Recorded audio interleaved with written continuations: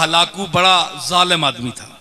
अल्लाह के जो खेल है और किस सेकंड में वो बदलता है और मजलूम की आह पहुंचती है। देखिए आप, ये जालिम इतना था कि इसने बगदाद पर हमला किया तो हजारों लाखों हत्ता के नजमुद्दीन कुबरा जैसे वली कामिल को शहीद कर दिया। और उनकी वफादार देखिए कि उसको पता था अल्लाह का मकबूल है, तो अल्लाह की बारगाह में इसने अगर बद्दुआ दी तो मुझे शायद मार ही ना दे अल्लाह।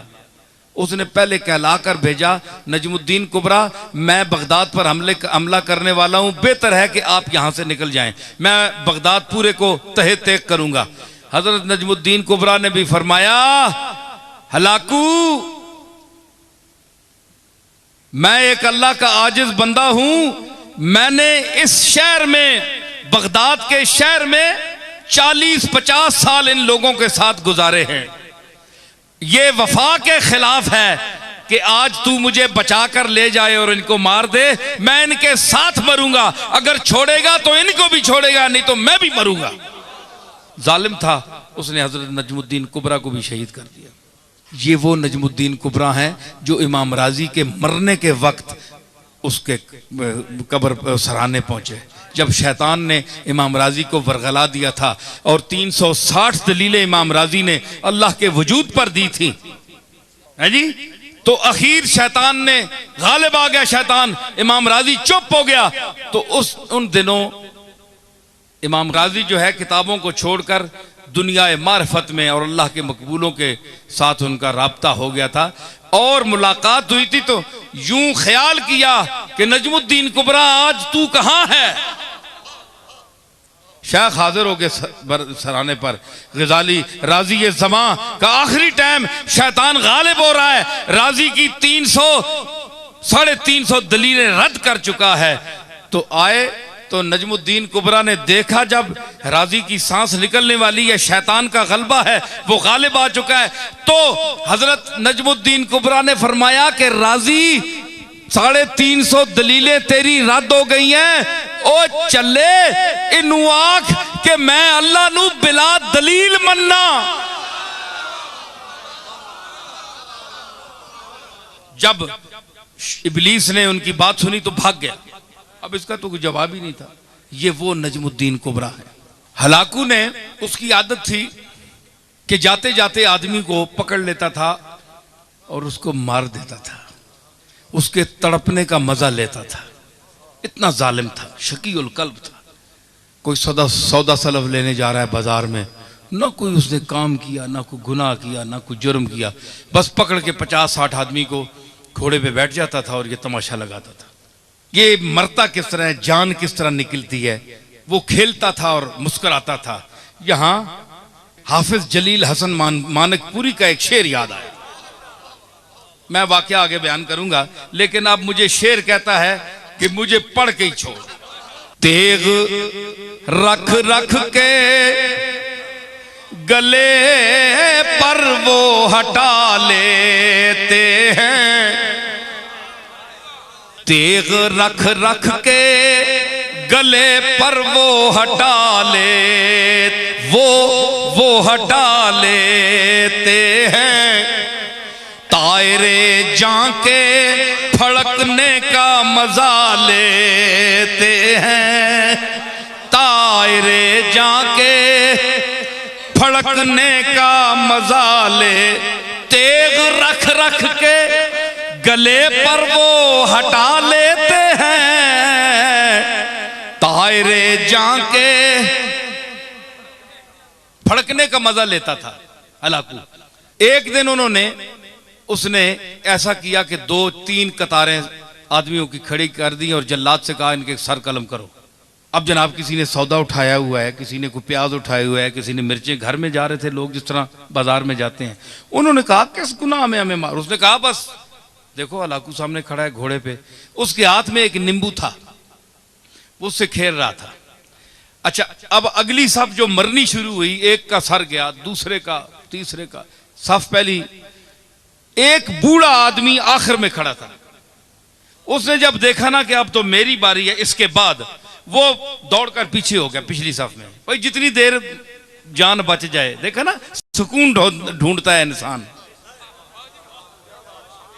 उस पर तो छुरी चल गई ना तो सुकून ढूंढता है मुर्गा हाथ पांव मारने में, और इस पर चलने वाली है, ये पहले ही सुकून ढूंढ रहा है।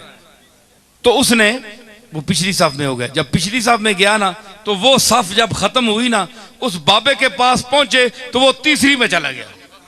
तीसरी में चला गया और अब हलाकू के लिए बड़ी अजीब ये एक तमाशा बन गया कि इस बेवकूफ को देखो, इसको मेरे तलवार से कौन बचा सकता है। ये 50, 70, 100 आदमी मार दिया मैंने, पहली साफ भी गई, दूसरी भी गई, अब ये बेवकूफ कहां तक बचेगा। अब तो इसके पीछे कोई साफ भी नहीं है, तीसरी साफ है।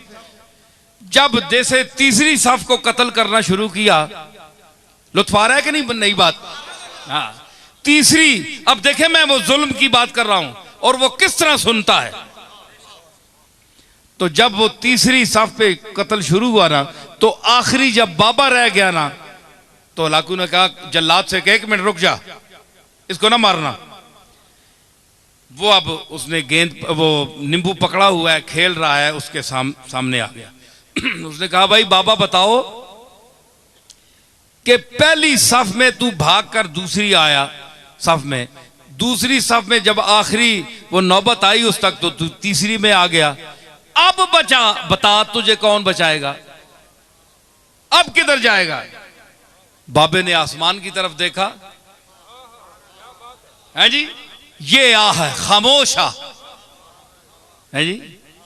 शायर कहता है कि मर्दुम बजुबां कुनंद फरियाद, फारसी शायर है 700-800 साल पहले का, कि लोग तो जबान से फरियाद करते हैं, जबान से कोई लफ्ज अदा कर फरियाद करते हैं।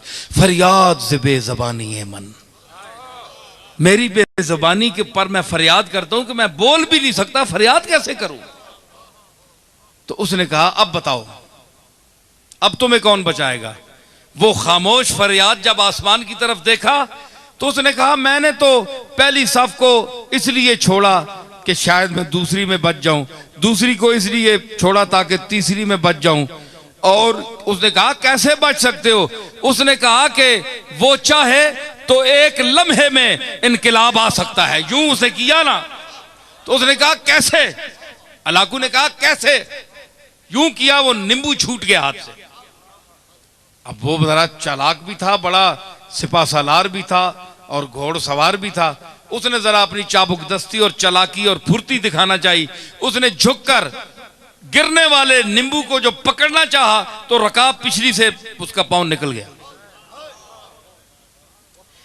ये मंजर देखकर घोड़ा भाग गया, भाग निकला, भागा, वो दोबारा रकाब में पांव न डाल सका, यहां तक के हलाकू वहां गिर गया और उसका सर पटक पटक पटक के वहीं मर गया। बाबा वहां खड़ा हुआ देख रहा है कुदरत को, अल्लाह की कुदरत को देख रहा है, और जो उसका अमला था वो हैबत ज़दा हो गया उस बाबे को देखकर कि इसने क्या तमाशा बना दिया एक लम्हे में। तो उसने कहा कि इजाबत अज दरे हक बहरे इस्तिकबाल मी आयद, मजलूम की आह से डर, क्योंकि जब वो आह करता है तो इजाबत कबूलियत दूर से उसका इस्तिकबाल करने आती है। तो इसमें मजमून में जो मैंने अर्ज की कि इसमें अल्लाह ताला ने क्यों इनको हजरत मूसा ने बद्दुआ दी कि इनके पास दौलत है, ये हम फकीरों की तरफ आएंगे या इन अमीरों की तरफ जाएंगे लोग। अल्लाह ने फरमाया काला कद उजीबत दावतकुमा, तुम दोनों की दुआ कबूल कर ली गई, फस्तकीमा, दोनों भाई डट जाओ, वला तत्तबिआन सबील लल्लज़ीन ला यालमून, और उन बेइल्मों और जाहिलों की किसी बात को न मानना, इनके पीछे न चलना। इन्न फिरऔन अला फिल अर्दे वजअल अहलहा शियअन यस्तज़इफु ताइफतुम मिनहुम युज़ब्बिहु अबनाहुम व यस्तहयी निसाहुम इन्नहु कान मिनल मुफसिदीन। फिरौन ने गर्दन उठाई, पैसे और दौलत और घमंड में आकर उसने गर्दन उठाई कि मैं बड़ा हूं, कौन है मूसा और कौन है हारून। बच्चों को ज़बह किया, लड़कियों को छोड़ देता था। फरमाया वो फसादी था, फसाद, उसने गर्दन उठाई, जमीन मेरी, मालिक मैं, ये कौन है? ये तो जमीन पर चलने वाला है, इसको मैंने ताकत दी है, ये जो सब कुछ दिया है इसको मैंने दिया है, मैंने पैगाम भेजा उसको झुठला दिया। इतना तकब्बुर, इतनी बढ़ाई। फरमाया वनुरीदु अन नमुन्ना अलल लज़ीना इस्तुज़इफू फिल अर्द वनजअलहुम अइम्मतम वनजअलहुमुल वारिसीन।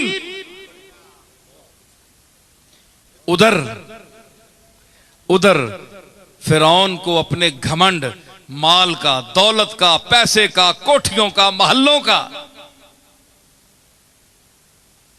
और फरमाया वो नुरीदो, उधर चल रहा था, वह नुरीदो, और हमारा क्या इरादा बन रहा था?